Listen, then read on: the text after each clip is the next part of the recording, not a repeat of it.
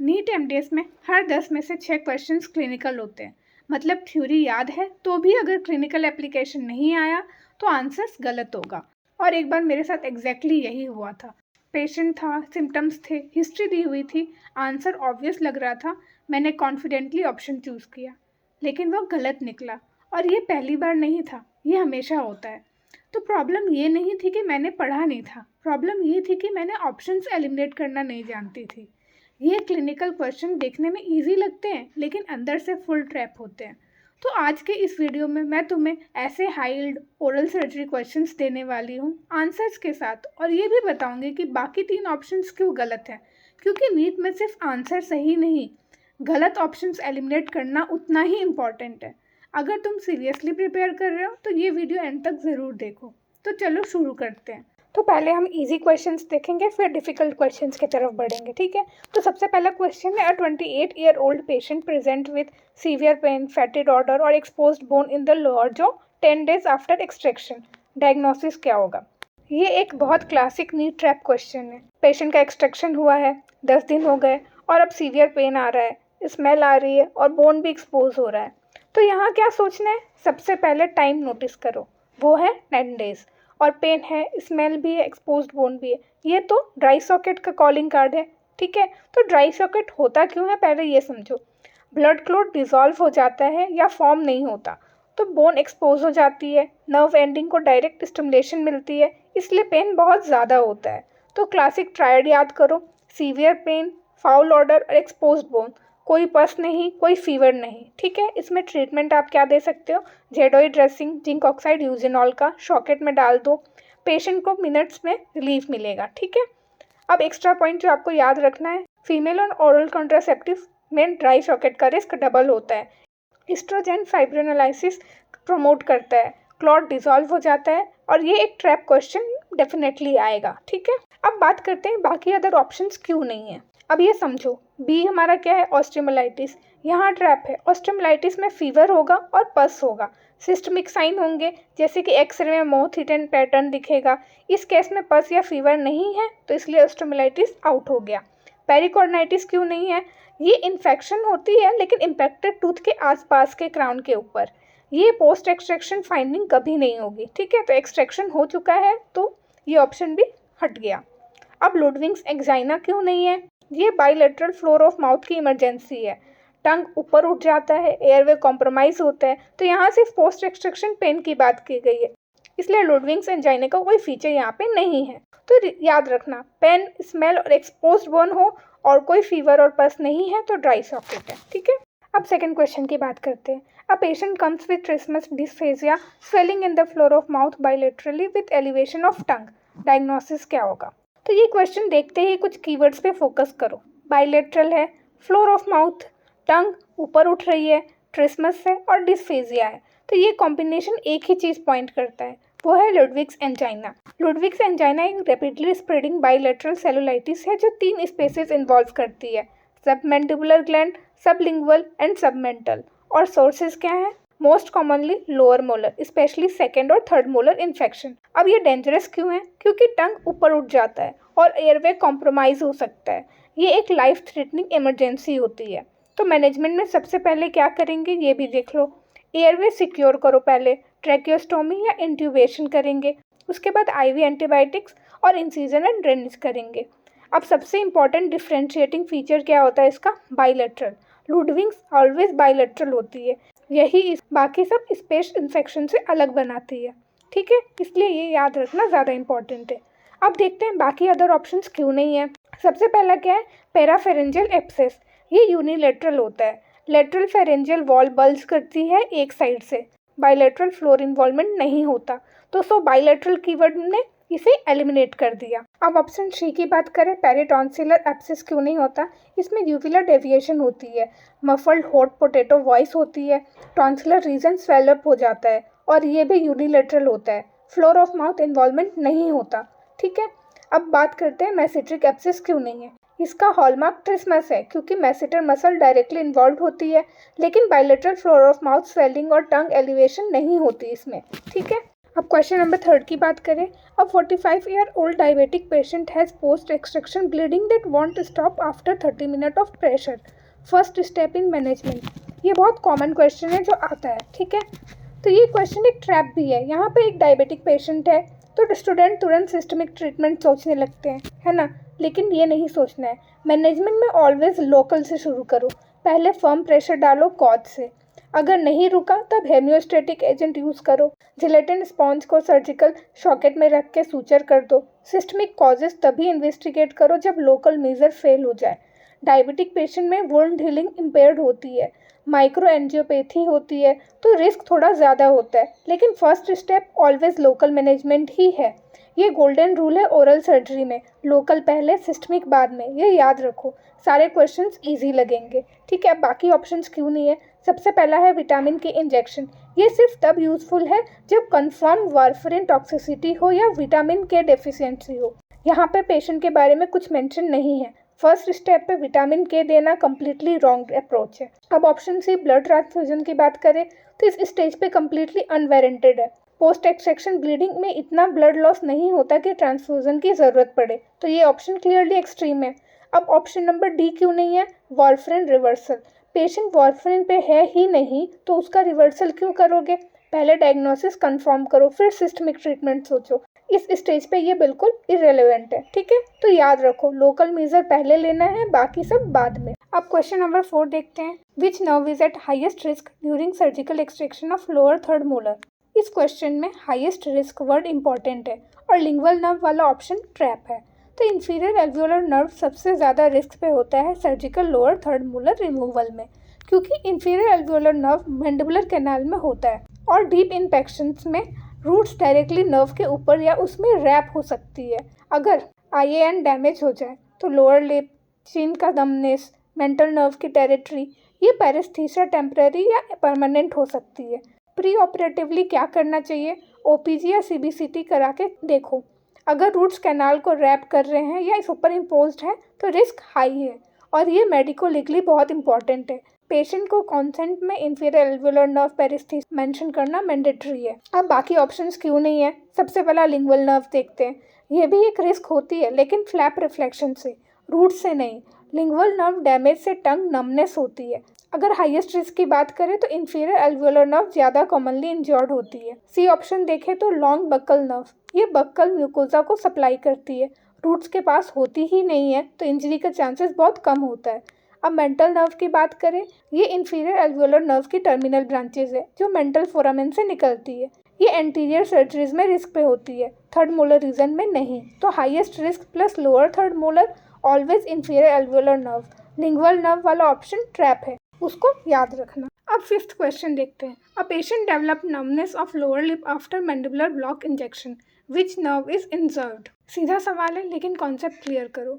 Lower lip की sensation कौन करता है, मेंटल नर्व, जो इंफीरियर एल्वियोलर नर्व की टर्मिनल ब्रांच है। तो जब inferior alveolar nerve block injection दिया और नमनेस लोअर लिप की आई तो नॉर्मली ये एक्सपेक्टेड एनेस्थीसिया है।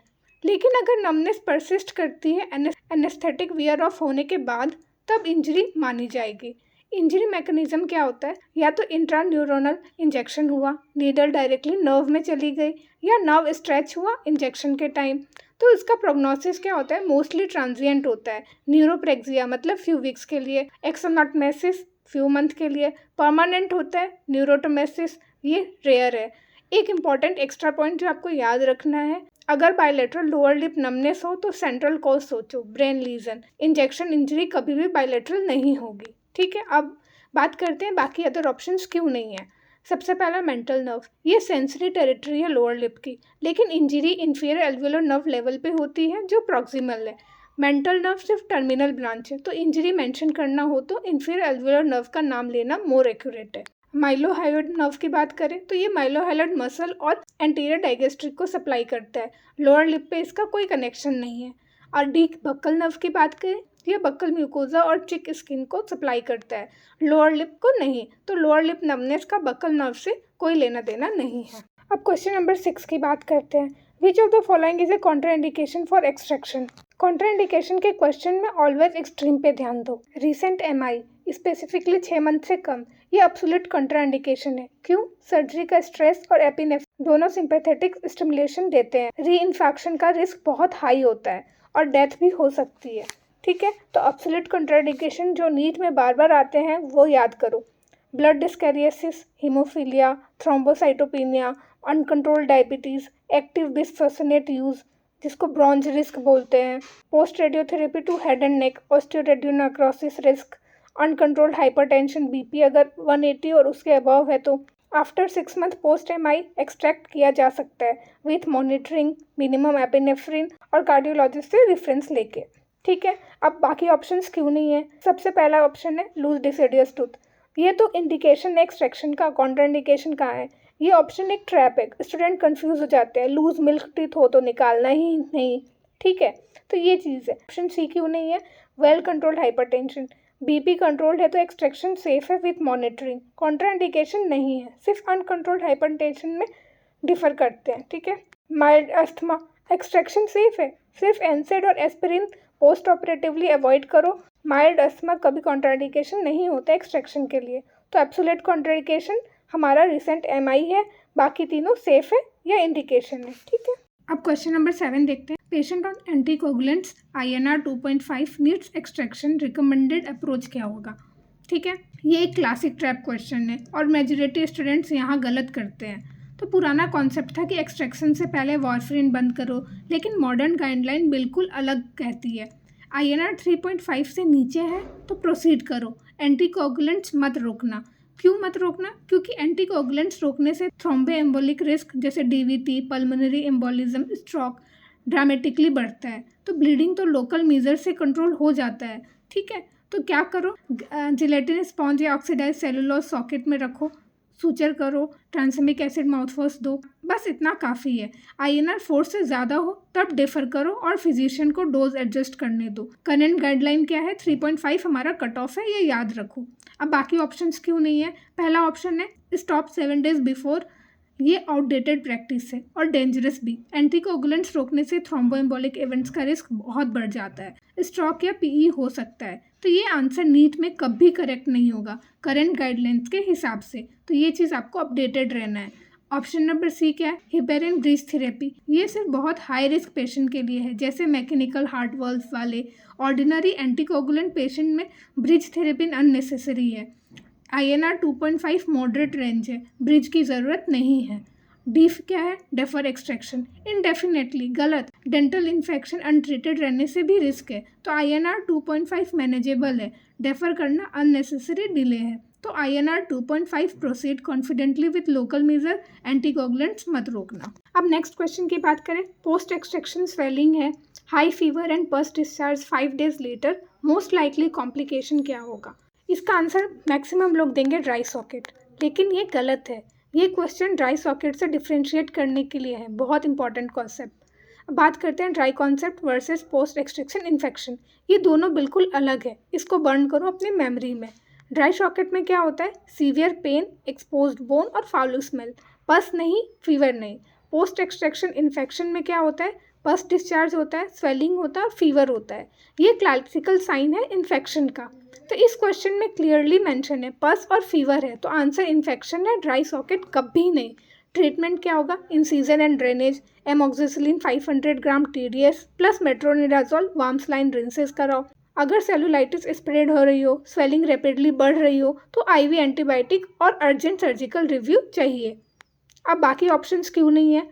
पहला ड्राई सॉकेट, सबसे कॉमन रॉन्ग आंसर यही होता है, और मैंने आपको बताया कि ड्राई सॉकेट में पस नहीं होती, फीवर नहीं होती, सिर्फ और सिर्फ लोकल पेन होता है, स्मेल होता है और एक्सपोज्ड बोन होता है। जैसे ही क्वेश्चन में फीवर और पस दिखे, ड्राई सॉकेट को एलिमिनेट कर दो इमीडिएटली। थर्ड ऑप्शन क्या है, नर्व इंजरी। नर्व इंजरी में अमनेसिया पेरिस्थेशिया होती है, स्वेलिंग या फीवर नहीं, तो कम्प्लीटली अलग रिप्रेजेंटेशन है, तो ये ऑप्शन क्लियरली इनकरेक्ट है। अब बात करते हैं ट्रिस्मस। तो जो रेस्ट्रिक्शन होता है ट्रिस्मस में मैसेटर या टेरिगॉइड मसल की वजह से, तो ये प्राइमरी फीचर नहीं होगा पस और फीवर वाले केस में। और ट्रिस्मस अलोन कोई कॉम्प्लिकेशन टाइप आंसर नहीं है यहाँ। तो कौन सा फॉर्मूला याद रखना है आपको, पस और फीवर दिखे तो इन्फेक्शन, कोई पस और फीवर नहीं है, सिर्फ पेन या फिर बोन एक्सपोज्ड है तब ड्राई सॉकेट। तो ये डिफ्रेंसिएशन याद रखो। नेक्स्ट क्वेश्चन है, deeply impacted lower third molar with overlapping ramus on X-ray, what is the classification. ठीक है। क्लासिफिकेशन क्वेश्चन में विजुअल कॉन्सेप्ट स्ट्रांग होना चाहिए। ठीक है। क्लासिफिकेशन में रेमस के रिलेशन में है, क्राउन कितना रेमस के अंदर है। ठीक है। तो क्लास 1 क्या है, crown completely anterior to ramus, पूरा क्राउन दिखता है, easiest to remove. Class 2 part of crown covered by ramus, थोड़ा ओवरलैप है, मॉडरेट डिफिकल्टी है। क्लास 3 की बात करें तो crown completely embedded within ramus, बिल्कुल अंदर, तो सबसे मुश्किल है क्लास 3। तो क्वेश्चन में क्लियरली लिखा है ओवरलैपिंग रेमस लिखा है, मतलब टूथ कम्प्लीटली रेमस के अंदर है, तो ये क्लास 3 है। ठीक है। डेप्थ क्लासिफिकेशन भी याद करो। लेवल ए ऑक्लूजन प्लेन के ऊपर, सबसे easy. Level B between occlusal plane and cervical line, that is medium. Level C की बात करें तो below cervical line, most deeply impacted. तो मोस्ट डिफिकल्ट कॉम्बिनेशन कभी आए नीट में, class 3 level C horizontal impaction, ये कॉम्बिनेशन सबसे मुश्किल होता है। अब बाकी अदर ऑप्शंस क्यों नहीं है। सबसे पहला ऑप्शन है क्लास 1, इसमें कोई रेमस ओवरलैप नहीं होता, क्राउन फुल्ली विजिबल होती है एंटीरियर टू रेमस, तो इस क्वेश्चन में ओवरलैपिंग रेमस क्लियरली मेंशन है, तो क्लास 1 तो पॉसिबल ही नहीं। क्लास 2 इसमें सिर्फ पार्शियल ओवरलैप होता है, कुछ क्राउन रेमस से कवर्ड होता है, लेकिन क्वेश्चन कंप्लीटली ओवरलैपिंग इम्प्लाई करता है, तो क्लास 3 ही सही ऑप्शन है। ठीक है। तो आपको कीवर्ड याद रखना है ओवरलैपिंग। ठीक है। अब क्वेश्चन नंबर 10 देखते हैं। Which flap design is used for surgical removal of impacted third molar. तो फ्लैप डिज़ाइंस का टॉपिक बहुत ट्रैप फ्रेंडली है, क्योंकि चॉइसेस कंफ्यूजिंग लगती है। इस ऑप्शन का आंसर है आपका वर्ड इंसिजन। ये स्टैंडर्ड इंसिजन है लोअर थर्ड मोलर सर्जरी के लिए। कैसे होता है वर्ड इंसिजन, एक इंसिजन एक्सटर्नल ऑब्लिक रिज के अलोंग डिस्टल डायरेक्शन में जाती है, दूसरा इंसिजन सेकंड मोलर के डिस्टो बक्कल लाइन एंगल से एंटीरियर रिलीजिंग इंसिजन। ठीक है। अब ये क्यों प्रीफर करते हैं, गुड एक्सेस मिलता है, इजी क्लोजर होती है, और लिंगुअल नर्व इंजरी का रिस्क कम होता है कंपेयर टू अदर अप्रोचेज। यहाँ एक फुल थिकनेस म्यूकोपेरियोस्टल फ्लैप रेज करो, बोन एडिक्वेटली एक्सपोज हो जाती है, फिर ऑस्टेक्टोमी और टूथ सेक्शनिंग करो एज नीडेड। अब अदर ऑप्शंस क्यों नहीं है। सबसे पहला है सेमिल्यूनर फ्लैप, ये पेरिएपाइकल सर्जरीज के लिए है, एपिसेक्टमी जैसे। सेमिल्यूनर शेप का फ्लैप एंटीरियर टीथ के रूट एंड्स रीच करने के लिए बनाया जाता है, थर्ड मोलर के लिए कभी नहीं। बहुत कॉमन ट्रैप है, सेमिल्यूनर सुन के लोग चूज कर लेते हैं। ठीक है। अब सेकेंड ऑप्शन है एनवेलप फ्लैप, एक simple incision along gingival margin, कोई रिलीजिंग इंसिजन नहीं, एक्सेस लिमिटेड होती है, कॉम्प्लेक्स इंफेक्शन केसेस में इनएडुकेट होता है। ऑप्शन डी की बात करें ट्रेपेजॉइडल फ्लैप, 2 रिलीजिंग इंसिजन होती है, एक्सेस ज़्यादा होती है, लेकिन स्टैंडर्ड थर्ड मोलर सर्जरी के लिए ओवर इंजीनियरिंग है, तो इंटीरियर सर्जरी या वाइडर एक्सेस के लिए यूज़ करते हैं। तो वर्ड इंसिजन हमारा विजडम टूथ के लिए, सेमिल्यूनर एपिसेक्टमी याद रखो। ठीक है। तो आज हम इतना ही आज क्वेश्चन कवर करेंगे, नेक्स्ट पार्ट में हम बाकी के 10 क्वेश्चन कवर करेंगे। अगर आपको और भी कोई सब्जेक्ट का क्लिनिकल बेस्ड क्वेश्चन चाहिए तो आप मुझे कमेंट में बताओ, तो मैं उस सब्जेक्ट को लेके भी एक सीरीज़ बना दूंगी क्लिनिकल बेस्ड क्वेश्चन। और अगर आपको इमेज बेस्ड क्वेश्चन का भी ऐसे सीरीज़ चाहिए तो आप मुझे वो भी कमेंट में बताओ।